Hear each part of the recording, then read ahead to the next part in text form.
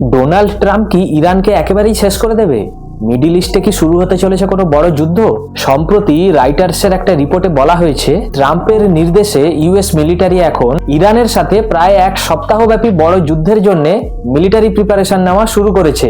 শুধু তাই নয়, ইরানের ওপর যে কোনো ভাবে চাপ তৈরি করাই হলো এখন ডোনাল্ড ট্রাম্পের স্ট্র্যাটেজি। আজকের ভিডিওতে আমরা জানবো কেন ট্রাম্প এরকম ইরানকে আঘাত করতে চাইছে এবং কিভাবে ইসরায়েলের সাথে যুক্ত হয়ে ইরানের টানেলগুলো ভাঙবার ব্লুপ্রিন্ট তৈরি করছে। ট্রাম্প খোলামেলা ভাবে বলেছে, fear is a powerful motivator, অর্থাৎ ইরানকে যদি আলোচনার টেবিলে আনাতে হয় তাহলে তাদের মনে ভয় ধরাতে হবে। আমেরিকা এখন মিডল ইস্টে তাদের দুটো বড় এয়ারক্রাফট ক্যারিয়ার আব্রাহাম লিনকন এবং জিরাল্ড ফর্ডকে পাঠিয়েছে। এগুলো দিয়ে ইরানের এয়ার স্পেসকে লঙ্ঘন করে তাদের আকাশপথে প্রবেশ করবে এবং ইরানের ওপর প্রচন্ড চাপ সৃষ্টি করা হবে। ট্রাম্প বলছে, ইরান যদি তাদের নিউক্লিয়ার প্রোগ্রাম বন্ধ না করে তাহলে ইরানের রিজিম চেঞ্জ অর্থাৎ সরকারের তক্তা পাল্টানোই তাদের এখন প্রধান উদ্দেশ্য হয়ে দাঁড়াবে।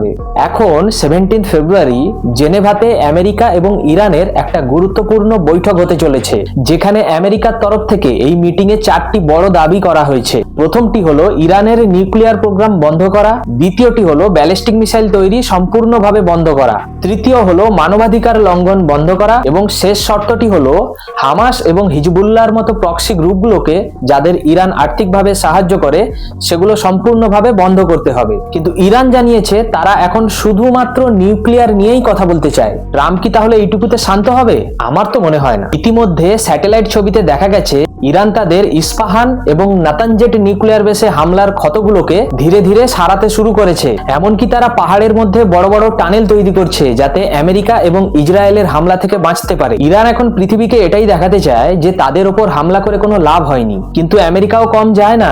ট্রাম্পের কাছে আছে মাদার অব অল বম্বস, যা ইরানের এই বাংকারগুলোকে নিমেষে ধুলোয় মিশিয়ে দিতে পারে। এখন ইরানের সাধারণ মানুষও ট্রাম্পের কাছে সাহায্য চাইছে। ইরানের অনেক পুরনো এক রাজ পরিবারের সদস্য রেজা পাহলাভি নামে, তিনি ট্রাম্পকে তাদের কথা রাখবার জন্য আহ্বান জানিয়েছেন।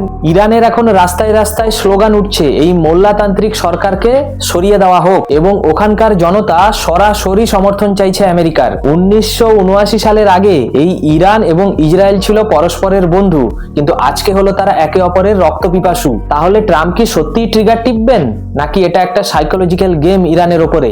আপনারা কি মনে করেন আমেরিকা কি পারবে ইরানের রিজিম চেঞ্জ করে দিতে? ভিডিওটি ভালো লাগলে অবশ্যই লাইক, শেয়ার এবং সাবস্ক্রাইব করুন। পরের ভিডিওতে আবার দেখা হবে। ধন্যবাদ।